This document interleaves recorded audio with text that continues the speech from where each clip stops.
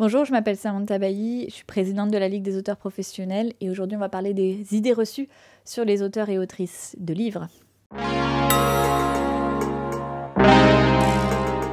Non, il y a des auteurs et des autrices qui sont jeunes, croyez-le ou non, et qui sont bien vivants, puisque on a une sorte de vision romantique de l'auteur. On imagine et on pense toujours à l'auteur, à Balzac, à Zola, etc. Mais il y a toute une nouvelle génération d'auteurs et d'autrices contemporains, tout simplement, qui écrivent, qui font leur art. Et quand on pense qu'à l'époque, on estimait que Zola, c'était incroyablement populaire et illégitime, on se dit que vraiment tout est une question d'époque.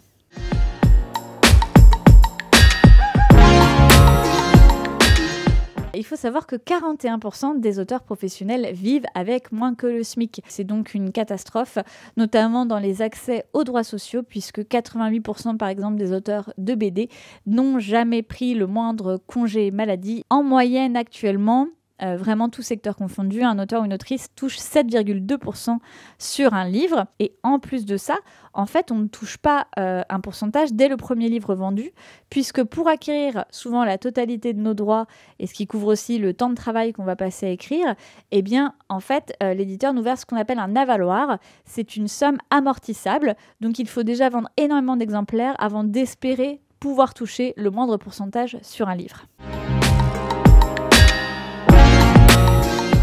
C'est un travail atypique, le travail de création, c'est un travail incertain. Et d'ailleurs, dans le Code de la sécurité sociale, on est reconnu comme des travailleurs. Par contre, nous n'avons pas du tout accès à la moindre protection sociale qui concerne vraiment les travailleurs et les travailleuses de ce pays. Nous, on n'a pas de minimum, on n'a pas de SMIC, on n'a pas accès au chômage, etc.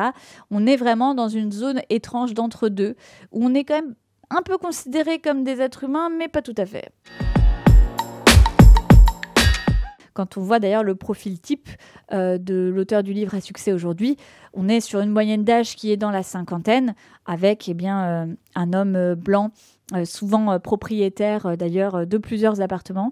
Un auteur, ça peut aussi être une femme. Incroyable, d'ailleurs on parle d'autrice, un mot que beaucoup trouvent moche, je cite, alors que c'était en fait un terme qui était utilisé il y a des siècles encore, comme actrice, comme illustratrice, tout ce que vous voulez, et qui a été effacé de l'histoire, parce que quand même l'auteur c'est une fonction qu'on veut penser profondément masculine.